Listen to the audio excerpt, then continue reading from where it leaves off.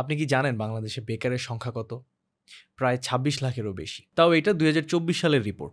এতদিনে হয়তো এই নাম্বারটা আরো অনেক বেড়ে গেছে। এখন অনেকেই ভাবতেছেন যে পিসি বিল্ডের ভিডিওতে আমি কেন এই জিনিস নিয়ে কথা বলতেছি? বাট আমাকে ২ টা মিনিট সময় দেন, আমি বলতেছি।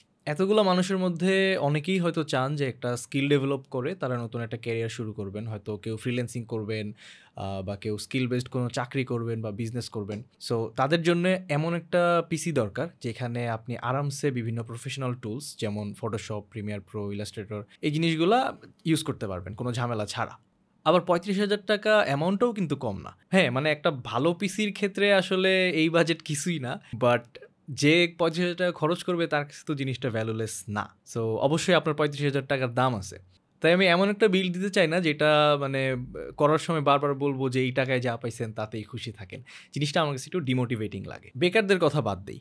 ধরেন আপনি নিজের জন্য বানাচ্ছেন বা আপনার ছেলে-মেয়ে, ভাই-বোন কারো জন্য একটা পিসি বানাচ্ছেন।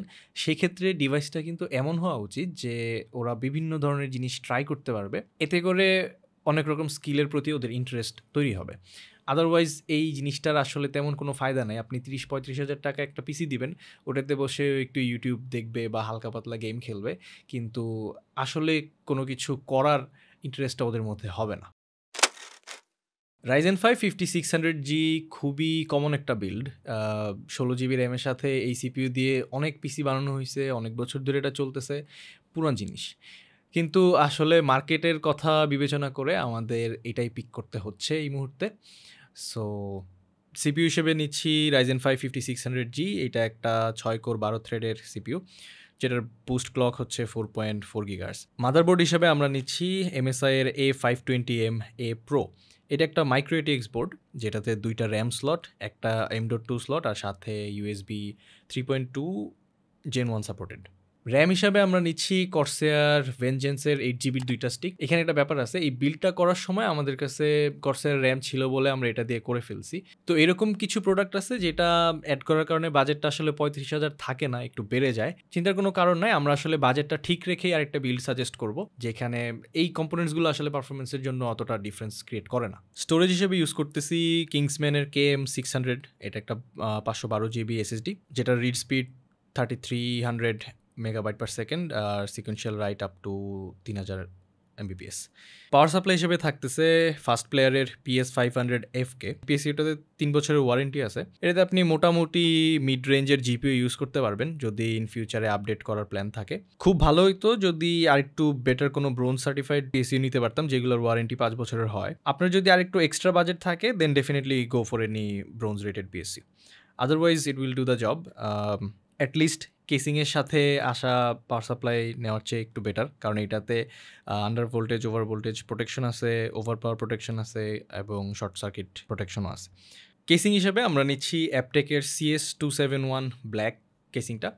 সো এইটা একেবারেই পার্সোনাল চয়েস, এটা পার্সন টু পার্সন ভ্যারি করে আপনার কি পছন্দ হবে না হবে।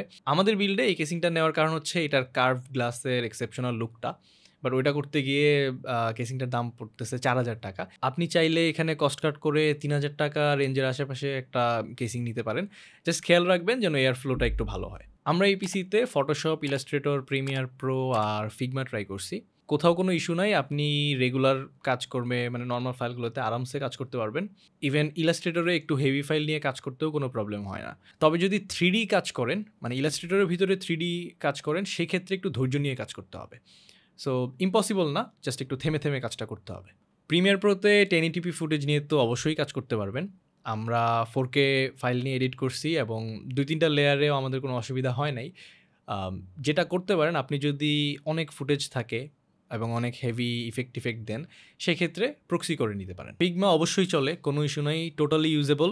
তবে ইস্যুটা কখন হয়, যখন ধরেন আপনি ৮০ থেকে ১০০টা স্ক্রিন নিয়ে একসাথে কাজ করতেছেন, আবার সেইগুলাতে প্রচুর ব্লার ইফেক্ট, গ্লাস ইফেক্ট এইগুলো থাকতেছে, তখন আপনার মুভমেন্টের টাইমে একটু লোড হতে টাইম নেয়, ধরেন ১-২ সেকেন্ড একটু স্লো হয়। আদারওয়াইজ আপনি মানে ১-১৫০ স্ক্রিন নিয়ে কাজ করলেও অসুবিধা নেই যদি না এত বেশি ইফেক্ট থাকে। এখানেও বলবো একটু ধৈর্য ধরলেই হবে, ইম্পসিবল না, জাস্ট ধৈর্য ধরে করতে হবে। বেঞ্চমার্ক দিব ভাবছিলাম, বাট শুরুতে যেমনটা বলতেছিলাম যে Ryzen 5 5600 খুবই কমন একটা বিল্ড। আপনি এই কনফিগারেশনে বহুত বেঞ্চমার্ক ইন্টারনেটে পেয়ে যাবেন। ইনফ্যাক্ট অন্যান্য চ্যানেলেও এটা আছে। সো আমরা এটার সিনথেটিক বেঞ্চমার্কটা ইনক্লুড করতেছি না। আমরা এটাতে বেশ কয়েকটা গেম ট্রাই করছি এবং ভ্যালোরেন্টে আপনি 1080p লো সেটিংসে অ্যারাউন্ড 200 FPS পাবেন। এপেক্স লেজেন্ডসে 1080p লো সেটিংসে অ্যাভারেজে 52 থেকে 55 FPS পাওয়া যায়। এটাতে GTA 5ও ট্রাই করছি। 1080p নর্মাল বা হাই সেটিংসে আপনি অ্যাভারেজে 60 থেকে 62 FPS পাবেন। RDR2তে 1080p লো সেটিংসে on average 25 FPS। Forza Horizon 5-এ 1080p লো সেটিংসে অ্যাভারেজে 45 থেকে 50 FPS পাওয়া যায়। জিনিসপত্রের দাম সুবিধার না। ইনফ্যাক্ট কারেন্টলি র্যামের প্রাইস, SSDর প্রাইস বাড়তেছে, আরও বাড়ার সম্ভাবনা আছে। সো এর মধ্যেই আমরা একটা রিলায়েবল বিল্ড করতে চাইছিলাম অ্যান্ড ওটা করতে গিয়ে দেখা গেছে 35,000 টাকা ক্রস করে ফেলছে। কিন্তু চিন্তার কোনো কারণ নাই, 35 বলছি মানে 35ই থাকবে।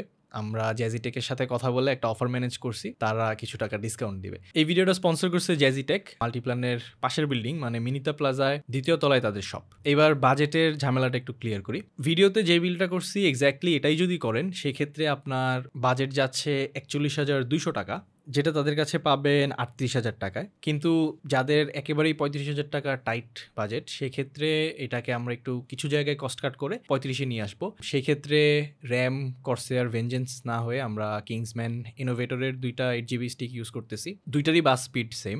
আর SSD 512GB এর জায়গায় এখানে একটু কাট করে গিগাবাইটের 256GB একটা SSD ইউজ করতেছি। কেসিংটা 4,000 টাকা খরচ না করে এখানে আমরা এক্সট্রিম S270B কেসিংটা ইউজ করতেছি, যেটার দাম 1,000 টাকা কম, বাট দেখতে দুইটা কাছাকাছি, দুইটাই ফিশ ট্যাঙ্ক। এক্ষেত্রেও বাজেট ক্রস করে প্রায় 37,000 টাকার কাছাকাছি চলে যাচ্ছে।